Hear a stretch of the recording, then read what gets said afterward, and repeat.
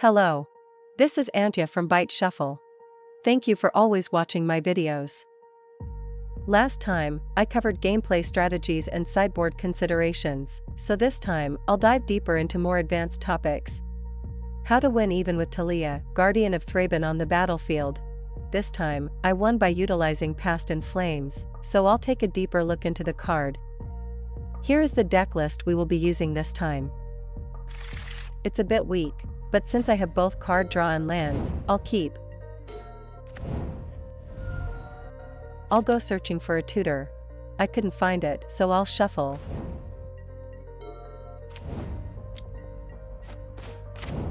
I'll go searching for a tutor. I stacked Vexing Bauble on top, followed by Swamp. I'll gauge the distance between me and my opponent. I initially thought it was a controlled deck based on blue-white, but I've confirmed it's Death&Taxes. I drew a land here, so I can no longer achieve Hellbent. Since Talia, Guardian of Thraben is definitely hitting the battlefield, I'll aim to win with her in play. By chance, I top-decked Ad Nauseam, so I'll cast it and hope to hit Cabal Ritual and Lion's Eye Diamond together.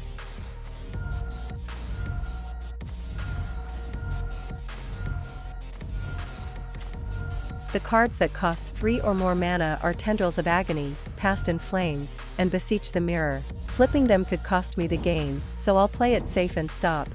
I'm casting Lion's Eye Diamond here, to reduce its cost by 1 mana, but if it gets dealt with by something like Skyclave Apparition, then I won't be able to win. In hindsight, it would have been better to hold on to Lion's Eye Diamond. If I hadn't played Lion's Eye Diamond earlier, I could have won here, so that was clearly a mistake.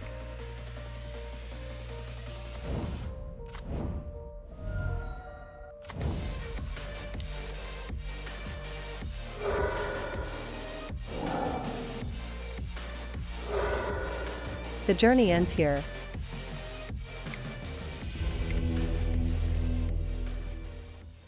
Before sideboarding, I'd like to review the list we used. First, the conclusion. I will explain it step by step. Here's the sideboard I actually used this time. If the opponent is running a pure Death&Taxes deck, I think this in and out strategy should work well. Since it overlaps heavily with the previous Mono White Stoneblade video, I'll skip the explanation of pure Death&Taxes this time. I'll include a link at the end of the video and in the description, so if you're interested, please check it out there. However, this time I did see an island in Game 1. In Game 1, I used Hand Disruption to check their hand and confirmed that Forcible wasn't in it, but it wouldn't be surprising if they sideboarded in about 2 copies of Flusterstorm or Consign to Memory. Since my opponent is running an 80-card deck, the odds aren't high, but they could still counter my plays with these spells. I believe it was a clear mistake on my part not to be prepared for that possibility.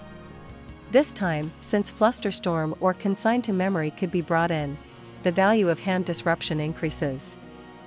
Therefore, instead of siding out all 3 copies of Duress like last time, I think it would be better to remove Cabal Ritual and Boseiju, who endures, while keeping around 4 Hand Disruption spells.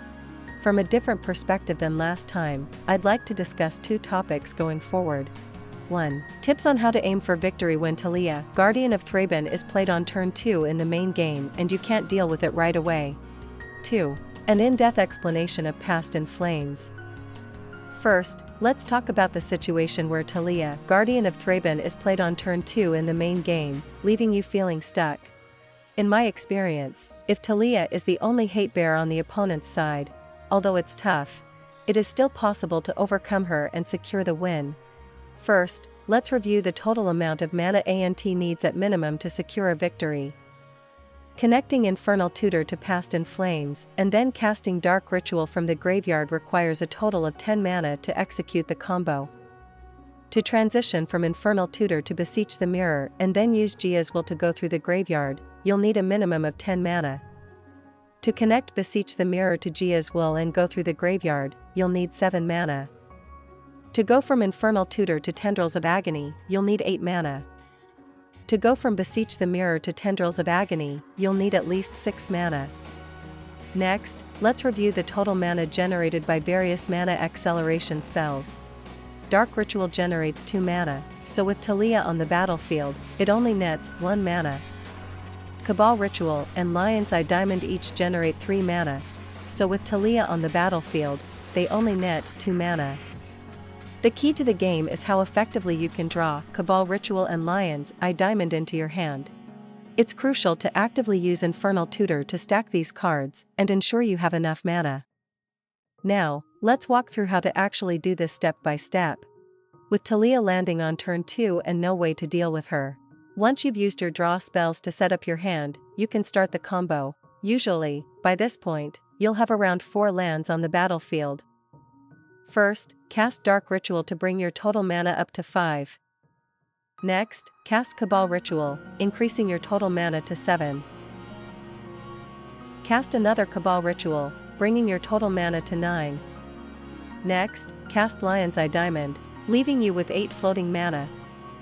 Then, cast Lotus Petal, leaving you with 7 floating mana. Next, cast Infernal Tutor and activate Lion's Eye Diamond. At this point, you have 7 mana floating. Search for Beseech the Mirror, and after sacrificing Lotus Petal for its bargain cost, you'll have 2 mana floating. Next, cast Gia's Will with its bargain cost, leaving you with 1 mana floating. Afterward, chain your mana acceleration spells from the graveyard, bringing your total to 6 mana floating. Cast Beseech the Mirror, sacrificing Lotus Petal for its bargain cost, leaving you with 1 mana floating. After that, cast Tendrils of Agony with its bargain cost to secure the win. Next, I'd like to explain Past in Flames, which played a crucial role in Game 3. First, let's discuss how to use it as additional hand disruption. Next, I'll explain how to use it as additional mana acceleration. Third, how to use it to actively recover resources in a board state where both players have exhausted their resources. Finally, let's discuss how to win through the Past in Flames route by chaining draw spells when you can't find a tutor at all. I'll go through these 4 points step by step. First, let's talk about how to use Past in Flames as additional hand disruption. Let's say your hand consists of 2 Dark Rituals, a Lotus Petal, a Lion's Eye Diamond, a Past in Flames, and an Infernal Tutor. You're just 1 disruption spell short of pulling off the combo. You cast both Dark Rituals, Lotus Petal, Lion's Eye Diamond, and Infernal Tutor from your hand. Before passing priority, activate Lion's Eye Diamond to achieve Hellbent. If Infernal Tutor gets countered, you can overcome it by flashing it back with Past in Flames. Let's assume this time that Infernal Tutor wasn't countered. Use Infernal Tutor to search for a hand disruption spell. Then immediately cast the hand disruption spell you just searched for, removing your opponent's counterspell. Afterward, recover resources from your graveyard, and then use Infernal Tutor from the graveyard. Cast Tendrils of Agony to secure the victory. Next, let's talk about how to use Past in Flames as additional mana acceleration. Let's say your hand consists of Lion's Eye Diamond, 2 Lotus Petals, Duress, Past in Flames, and Infernal Tutor. You're in a situation where you need mana acceleration to execute your combo. You cast Lion's Eye Diamond, both Lotus Petals, and Infernal Tutor from your hand. Before passing priority, activate Lion's Eye Diamond to achieve Hellbent. Then, search for Cabal Ritual and cast it. After that, use Past in Flames to flash back Cabal Ritual, then cast Infernal Tutor from the graveyard. Finally, search for and cast Tendrils of Agony to secure the victory. Next, let's discuss how to actively use Past in Flames to recover resources when both players have exhausted their boards. Start by casting Ponder. Next, cast Brainstorm. Afterward, cast Ponder again to finish setting up your hand. To start the combo, cast Dark Ritual, cast Lotus Petal, and cast Lion's Eye Diamond. After that, cast Vexing Bauble. When your opponent responds by casting Force of Will, you counter it with Veil of Summer. Your opponent then casts another Force of Will in response. After making them use 2 counter spells, you cast Beseech the Mirror, using Lotus Petal as the bargain cost. But your opponent stops it with a third counter spell. Both sides have exhausted their resources, and now it's a matter of who can draw that game-winning card first. This is a common scenario when facing a tempo deck. Let's say you have 4 lands and the Lion's Eye Diamond you played last turn on the battlefield, with Past in Flames in your hand. With 4 lands in play, cast Past in Flames. Next, activate Lion's Eye Diamond to generate 3 blue mana. Then, use the 3 blue mana to flash back the 2 Ponders and Brainstorm in your graveyard, converting them into the combo pieces you need. Let's say you drew into Dark Ritual, Duress, and Lion's Eye Diamond. On the next turn, you can flash back Past in Flames, and recover resources from your graveyard. This allows you to keep up the pressure without giving your opponent a moment to rest. Next, let's go over how to win through the Past in Flames route by chaining draw spells when you can't find a tutor at all. First, cast Ponder. Since the cards revealed weren't ideal, you cast Brainstorm. Afterward, you cast another Ponder, but still can't find the card you're looking for. You're under pressure with your life total dwindling, and you need to close out the game this turn or you'll lose. Cast Dark Ritual and 2 Lion's Eye Diamonds. Next, cast Vexing Bauble. When your opponent responds with Force of Will, you counter it with Veil of Summer, and Veil of Summer resolves successfully. Then, you cast Past in Flames and activate Lion's Eye Diamond to generate 3 blue mana. With the 3 blue mana, you can chain your draw spells to search for Infernal Tutor or Tendrils of Agony, setting up a win. With that, this concludes the explanation of Past in Flames. I'm likely to go all in early, so I'll keep this hand. I'll play around Vexing Bauble by putting down Lotus Petal first. If I can generate 1 more mana, I can go all in, so I'll cast Brainstorm to search for mana acceleration. I'm going all in. From here, I'll generate more mana needed for the combo. As for when to stop flipping cards with Ad Nauseam, in the case of Infernal Tutor, if your storm count is high enough, reaching 6 mana and achieving Hellbent will secure the win. In the case of Beseech the Mirror, if your storm count is high enough, reaching 4 mana and having at least 1 permanent will secure the win. I'll accelerate my mana while building up the storm count.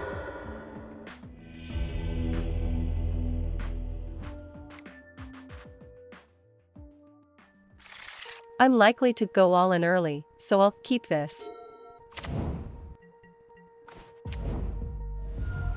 Hand, I'll search for a tutor. I'll stack Swamp, Brainstorm, and Polluted Delta in that order, then draw. I'll play Lotus Petal first so I can remove Talia, Guardian of Thraben quickly, if she hits the battlefield.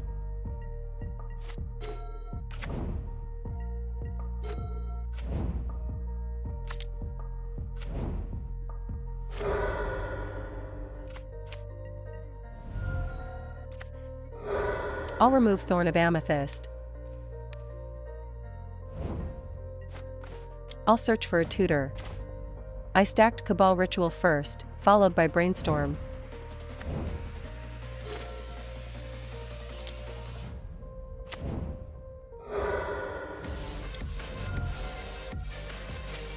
I'll search for a tutor. I couldn't find it, so I'll shuffle.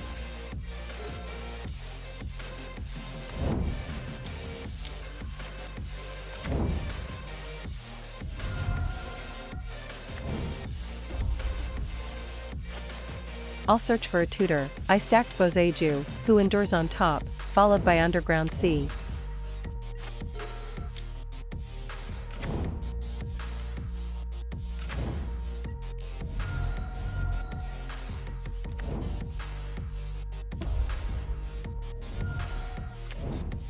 The Surveil effect puts the card into the graveyard.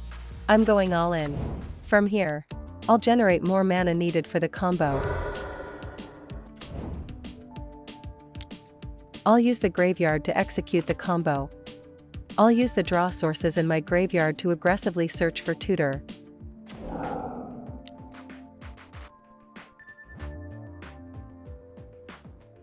With the available mana, I want to draw as many cards as possible to increase the chances of revealing tutor. I've already used up Ponder, which was my primary option.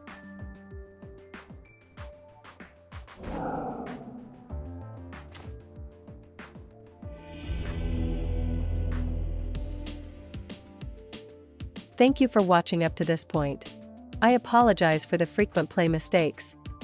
I hope to improve at MTG together with everyone. If you enjoyed this video, please consider subscribing to the channel and giving it a thumbs up. See you in the next one. This has been Antya.